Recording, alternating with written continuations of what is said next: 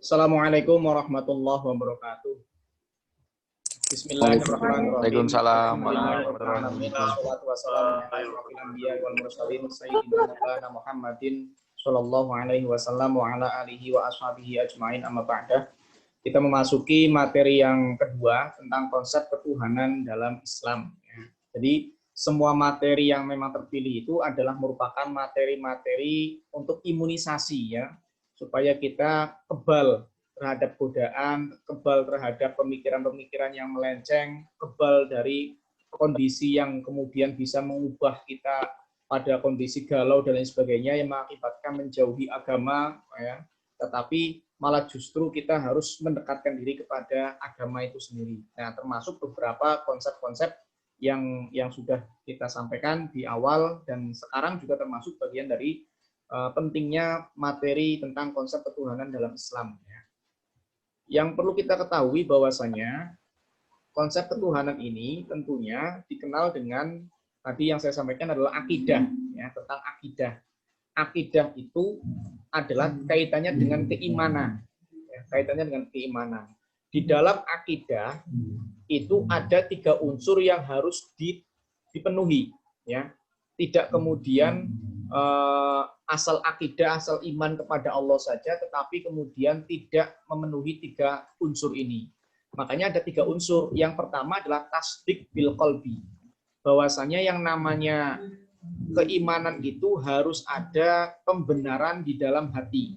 Jangan sampai kemudian hati dengan lisan itu berbeda, ya. Itu bukan merupakan keimanan. Jadi ada tasdik bil qalbi, pembenaran di dalam hati, juga ada iqrar bil lisan. Itu juga dibenarkan diikrarkan melalui lisan, ya. Dan harus sinkron antara hati dan lisan. Kadang kita ini kan selalu tidak sinkron, ya, antara hati dengan lisan ini. Lisan mengatakan iya, hati tidak, ya. Atau sebaliknya, lisan mengatakan tidak, tetapi tidak di hati iya. Nah, gitu. Itu tidak sinkron, ya. Tetapi keimanan bukan kayak gitu. Iman itu harus sinkron, antara hati dan lisan itu harus sinkron. Mengatakan hati mengatakan A, ya lisan juga A. Sebaliknya, lisan A, ya hati juga A juga, kayak gitu. Sehingga ada kesinkronan inilah yang kemudian keimanan itu akan betul-betul murni, ya. Bukan karena ada alasan lain, ya, tapi memang betul-betul murni. Nah, kemurnian itu, kemurnian di dalam hati dan juga lisan, itu disempurnakan lagi kemurnian keimanannya melalui aspek al-amal bil arkan, perbuatan yang dilakukan oleh anggota badan. Yang seperti yang saya sampaikan di awal tadi di pertemuan di Zoom yang pertama, bahwasanya yang namanya al-amal bil arkan ini termasuk kesolehan sosial. Semua hubungan keimanan itu harus berdampak pada kesosialan. Orang beriman kepada Allah, tetapi kesosialannya itu tidak terwujud, tidak muncul, ya, tidak terimplementasi, ya, dalam kehidupan sosial, maka keimanannya tidak bisa sempurna, ya. Dan hal ini disampaikan, tadi saya sampaikan bahwa inna sholata tanha 'anil fahsya'i wal munkar. Keimanan kita di dalam kita menyembah melalui syariat sholat, ya, kita menyembah Allah, keimanan kita melalui syariat sholat, itu ternyata juga harus bermanifestasi dalam ranah kesosialan. Sehingga amalnya itu tidak hanya kemudian amal yang kita lakukan di dalam sholat, tetapi bagaimana dampak dari sholat itu mampu dimanifestasikan dalam kehidupan sosial. Termasuk yang hadis yang saya sampaikan juga, ya, man kana yu'minu billahi wal yaumil akhir falyaqul khairan aw liyasmut. Barang siapa orang beriman kepada Allah dan beriman pada hari akhir, maka hendaklah ia berkata baik. Kalau tidak bisa berkata baik, diam saja.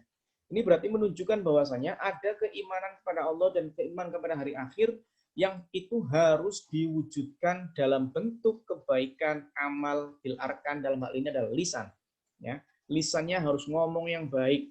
Jangan sampai kemudian dia beriman kepada Allah, beriman kepada hari akhir, omongannya ngecakap, omongannya penuh dengan misu-misu, omongannya bohong, omongannya ujaran kebencian, fitnah, dan lain sebagainya. Kita gunakan kemudian kebaikan lisan ini untuk mencerminkan keimanan kita. Makanya kita lihat, ya, Banyak sekali orang-orang yang keimanannya kuat, ya, para ulama gitu ya, yang keimanan kepada Allahnya kuat, keimanan kepada hari akhirnya kuat, maka pasti lisan mereka, lisan para ulama itu adalah mengatakan segala sesuatu yang baik. Tidak dibenarkan ada ulama, ada kiai, ya gitu ya, ada penceramah, omongannya buruk, ujarannya kebencian, ya, arahnya itu menghina orang, arahnya mengejek orang lain, arahnya itu menyebarkan ya ujaran kebencian itu bukan mencerminkan orang itu keimanannya baik. Kenapa? Karena orang yang keimanannya baik adalah 3 unsur ini harus terpenuhi dengan baik. Ada tasdik bil qalbi, ya, ada iqrar bil lisan, dan kemudian ada al-amal bil arkan. Nah, ketiga unsur inilah yang mengakibatkan keimanan itu menjadi sempurna. Ya. Tadi saya sampaikan juga ada gambaran orang kesempurnaan seseorang dalam beragama Islam itu ketika memenuhi 3 unsur triloginya, yaitu ada keimanan, ada keislaman, dan juga ada ihsan. Ya. Imannya ibaratnya akar, Islamnya ibaratnya batang, ihsannya itu ibaratnya pohon atau buah. Nah, ketika gambaran seperti ini digambarkan dalam diri seseorang, ya, maka dialah orang yang sempurna. Ada orang yang imannya kuat, tetapi mungkin Islamnya dalam hal ibadah, ya, tidak pernah sholat, tapi iman, ya, iman pada Allah tapi nggak pernah sholat, misalkan gitu, ya, nggak pernah zakat, nggak pernah puasa, bulan puasa malah pada tongkrongan, ya, ngopi, ya, dan lain sebagainya itu, ya, bakso malah gitu, ya, iman tapi iman pada Allah, iman pada Rasul, tapi Islamnya nggak kuat, nggak kokoh, ya, itu gampang ditimpa atau terterpa angin, ya, ada masalah sedikit itu akan goyah. Dan kemudian ihsan, ada orang imannya kuat, Islamnya kuat, ibadahnya rajin, keimanannya kuat, tetapi dengan ihsannya tidak baik.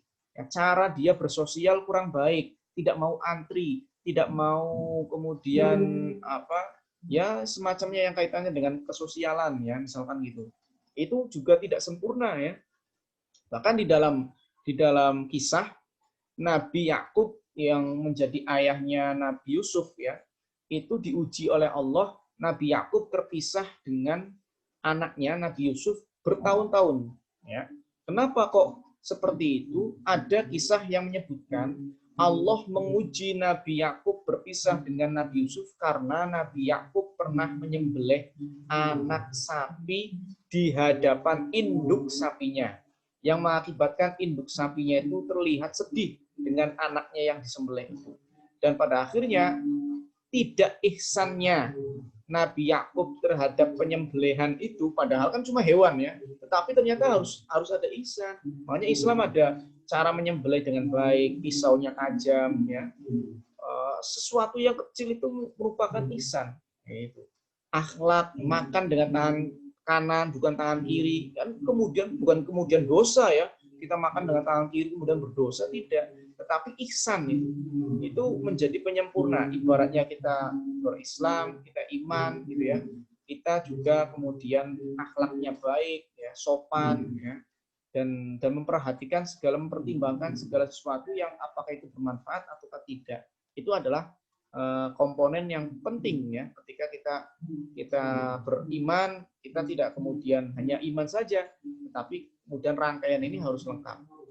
Kaitannya dengan tingkatan orang beriman, ada banyak tingkatan. Tidak semua orang Islam itu tingkatan keimanannya sama, ada banyak perbedaan, ya. Nah, itu dijelaskan diantaranya oleh Syekh Nawawi Al-Bantani dalam kitab Asyifatus Sajah, sarahnya kitab Safinatun Najah, ada 5. Beliau menyampaikan ada 5 tingkatan keimanan. Yang pertama, iman taklid. Iman taklid itu adalah merupakan tingkat keimanan di mana orang yang imannya dalam hal iman taklid ini, dia hanya mempercayai ucapan orang lain. Dia hanya memantapkan ucapan orang lain, tetapi dianya sendiri tidak mengerti dalilnya, tidak tahu dalilnya. Ya. Jadi misalkan ada orang dikatakan oleh kiainya, ya, sampai mau kiai, Allah itu punya sifat wujud, paham nggak buktinya? Nah itu kan. Kemudian naik yang berikutnya ayan, iman ayamnya. Karena misalkan masuk ke ruangan, ayo Joni dalam aula. Kenapa Joni? sayanya. Sementara kemudian tidak tahu siapa apa yang dia lihat itu tanpa Allah. Sehingga pohon yang sosok guru bagi-bagi yang kemudian karena sudah penuh dengan kejadian bayang-bayang daun gitu. Pada tingkatan ada yang nah, itu gambar. Ada orang masih hidup ngomong saya ini tidak ada, yang ini adalah Allah prakteknya.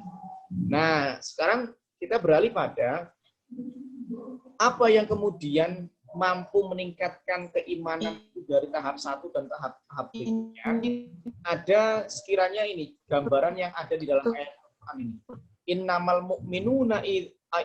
mu'minuna alladzina idza dzukirallahu wajilat qulubuhum wa idza tuliyat 'alaihim ayatuhu zadatuhum imanan wa 'ala rabbihim. Itu gambarkan begini. Ketika kita suka dengan seseorang, kekasih kita disebutkan namanya di depan kita, pasti ada rasa halu, ada rasa rasa terbesit, ya, ada gejolak di hati ketika nama kekasih kita disebutkan di hadapan kita.